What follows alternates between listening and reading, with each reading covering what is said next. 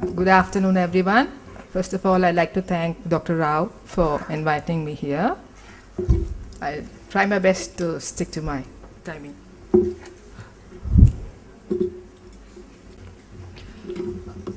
Dementia is one of the most under-recognized and hidden problems that the elderly in our country is facing. This is evident from the fact that only about 10% of the estimated 3.8 million people with dementia are even diagnosed. So the vast majority of them just think it is part of old age. They do not have medical or social or emotional help, and they're denied of any sort of help, and they are helpless. Another thing about dementia is that unlike any other disease, the carer has a host of problems. Caring for a person with dementia is very different from caring for a person with any other disease, because persons with families go through a lot of problems. So today my topic will be about the role of the carer and the problems of the carer. Aging is a universal phenomenon. Mild memory loss is also inevitable, but dementia is much more than forgetfulness. All of us forget, we misplace keys, we forget where we have kept them, but that is not a problem. But when you forget what a key is used for, then there's a definite problem. So we have to distinguish between age-related memory loss and dementia. This is associated with cognitive and behavioral problems, and it makes independent life impossible. So what is dementia? It's a general term used to describe a progressive degenerative disease of the brain resulting in impaired memory, thinking, and behavior. And it has an origin in Latin. D means without and mind, so it means without mind. What is being noted here is that it is not a single disease, but a manifestation of very many diseases. So these are the symptoms. What are the symptoms? Forgetfulness, language problems, difficulty in making planning, disorientation. They will not know what time they are there. They may be living about 30 years before. They'll be thinking of the childhood and not know that this is the present day. And all these symptoms could be because of various diseases like Alzheimer's disease, vascular dementia, frontotemporal dementia, or vitamin deficiency or toxins, of which the last two alone are reversible and the rest are irreversible. As I told you, the role of the carer is very important, because what starts off as short-term memory loss, the memory loss becomes so global that ultimately the person forgets how to walk, how to eat, has incontinence, does not recognize family members. So what starts off as short-term care becomes 24/7, 365 days, total care. So this is very challenging. So the role of the carer is very important, and the carer needs a lot of help, and he has to take care of his own health so that he provides quality care for the person affected with dementia. This is from our centers that we are running in different parts of India, where we have daycare centers and residential care centers to provide respite to family members. And here too, the role of the carer is very important. And why is it the carers face so much of difficulty? It's because of the behavioral problems associated with dementia. The person can be aggressive, it can be both physical or verbal aggression. There could be agitation in terms of pacing, repetitive actions. But wonder how a repetitive action could be so frustrating for the carer. Just imagine one person opening and closing the door for 2 hours, or asking the same question, is it time to eat? The same question will be asked over and over again for the next 2 hours. So this is one thing which I found most carers finding it very difficult to deal with. Apathy, it could be withdrawn, demotivated. There could be depression. In fact, there are several cases where the starting point is depression. Persons are taken to the doctor with the starting symptom of depression. There could be mania, euphoria, pressured speech, irritability, and hallucinations, delusions, misidentification. This is a very another common symptom where they forget, they think that the wife is the sister or the son is the brother. It has even created family stresses because of misidentification, and some persons do not understand that it is because of misidentification that the person is behaving like this. So basically, the care-related problems can be classified into medical, economic, social, and legal. Medical problems is In most cases, they don't even recognize the symptoms. They think it's just part of old age, normal process of aging. So they do not even take them to the doctor, and they miss out the early diagnosis as well as the medication that can help in the early stages. And then they don't know where to go for help. Who do they contact? The GP or the psychiatrist, the neurologist? There's a lot of confusion. The common man does not even recognize the symptoms, so where does he go for help? And then where does he get continued support once a diagnosis is made? Because generally after the diagnosis they say there's no cure, it's going to get worse. And there's just utter confusion among the family members. What do we do next? That's when an organization like ours comes into play. And finally, lack of information. The economic problems. This is a huge challenge for all families where there's somebody with dementia. There's dual loss because most often even the carers have to quit their job or reduce their job, and then there's a dual loss. The management strategies are pretty expensive. They have to hire full-time persons, nurses to take care of them, especially during the later stages of the disease. And this, in fact, causes family stress with one person feeling, I'm contributing the monetary aspect, you're giving the emotional aspect, so there's a lot of conflict in the families.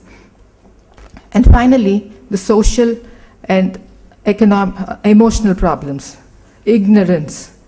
One of the symptoms is short-term memory loss. So many families I've seen they complain, this person can remember something which happened 30 years ago, but he does not remember something which happened last week. He's just faking. Just to annoy me, this person is behaving like that. So this ignorance causes a lot of problems for the carers. And then acceptance. They cannot accept how a man who was so dynamic or somebody who was so cheerful has now become so depressed, or someone who was so outspoken has now become, withdrawn. So these are all very difficult for the carers to accept. And then coping. How do they cope as the disease progresses? This is another big challenge for the carers. Guilt. A lot of families feel, no, there's something wrong that we did, and that is why this person has developed dementia. One gentleman who I know, he feels that he is the cause for his wife getting Alzheimer's. So he is depressed, and any amount of counseling, he says, no, I've given her hell, all these traumatic experiences is what has caused her to develop Alzheimer's disease. And then there's the reversal of roles. For instance, if the wife has dementia, that the husband for the first time, he'll have to take care of the family matters, cooking, cleaning, help monitor that. And for the wife, it'll be the other way around. She'll have to go to the bank or, take care of outside work, which has never been exposed earlier on. So this is change of responsibilities. And finally, we have the legal problems. This is another thing that many families come to us. Oh, there's money in the bank, we're not able to withdraw it because the signature does not match. Can you help us? Can you give us a certificate saying that he's not able to sign now? So it's important for a person with dementia to draw up a will, arrange for a power of attorney, have a nomination for all official purposes, and prepare a financial inventory. And what is important for you to note is that you will have to have these before you need to have them. Because once you get it, you cannot do any of the above. So this is why the carers have a great deal of burden. And this is because of the various factors which I just spoke about. It's added household responsibilities, financial burden, stress, depression, and so on. So this is one case where the carers go through a burnout because of 24-hour caring. They have frustration. They say, why me? What have I done wrong in birth? That God, that I will take this kind of care. I cannot even go out to the bank. I have not gone out for a very single function in the past 2 years. This is a common complaint of many carers. So they have frustration, depression, exhaustion, social isolation. One doctor, just about a fortnight ago, I was talking to him and his wife has AD. So he said, for 30 years I took care of my entire wife's family. I was the doctor. And now I'm shunned by the wife's family. So he says, I can handle my wife's disease, I can accept that. But my wife's family shunning me is something which I cannot tolerate. So this social isolation is another one which a lot of carers go through. It affects career, marriage, it causes physical problems, and even suicidal tendencies. So for a carer to be healthy, and only then he can give quality care for a person with dementia, he needs to take care of himself or herself first. For that, he needs good exercise, adequate rest, go through regular physical checkups, and follow a healthy diet. Because unless he or she takes care of himself, he's not able to take care of the person affected with dementia. Another important thing is be part of a carer support group. We have found that persons who attend support groups are far more happier and healthier, because many a time they feel, I am the only one going through this sort of a problem. But once they join a support group, they know that there are others also facing the same kind of problems, and they benefit and learn from each other's experiences. So guidelines for caregiving. For the person with dementia, especially in the early stages, you encourage list making as memory aids, no drastic changes in the layout of the house, encourage feeding, do not force feed, simple comfortable clothing, and address health problems timely. And as the speakers before me also said, always encourage them to carry on the activities of daily living, so that once dependency sets in, it's very difficult. They're going to be dependent on you for the rest of their lives.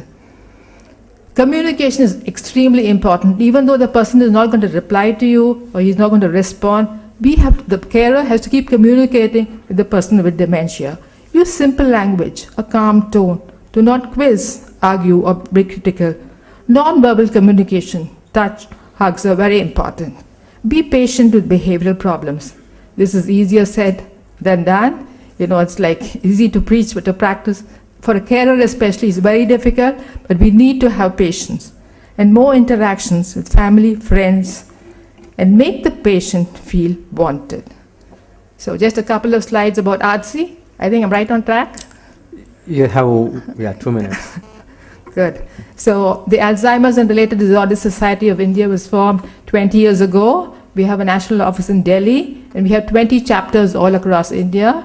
We run daycare services, residential care services, and domiciliary care. We promote research. We do training programs, short-term, long-term, 1-day, 5-day training programs for carers. And then we are the recognized training institute and for having courses on geriatric care sponsored by the National Institute of Social Defense. So yesterday a gentleman wanted to know whether we have a website and where we can get our address. I can give you. We have brochures left at the counter outside.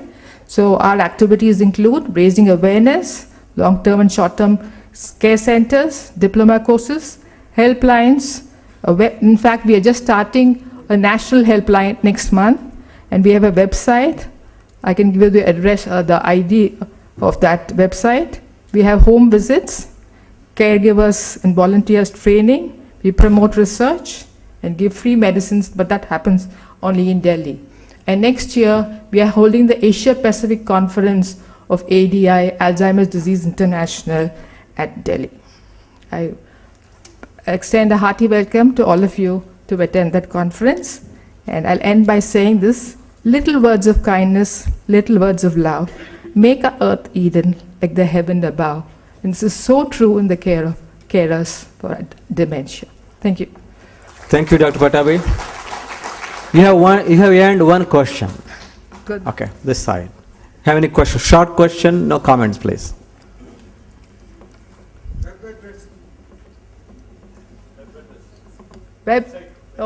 ARDSI.org.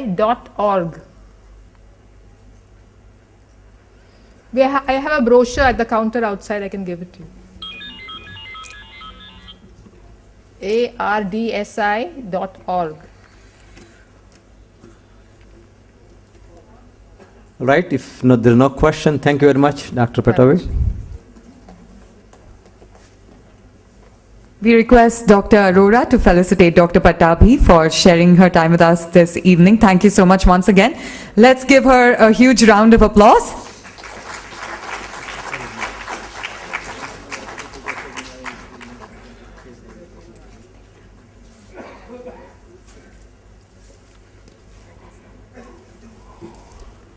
Thank you, Dr. Arora.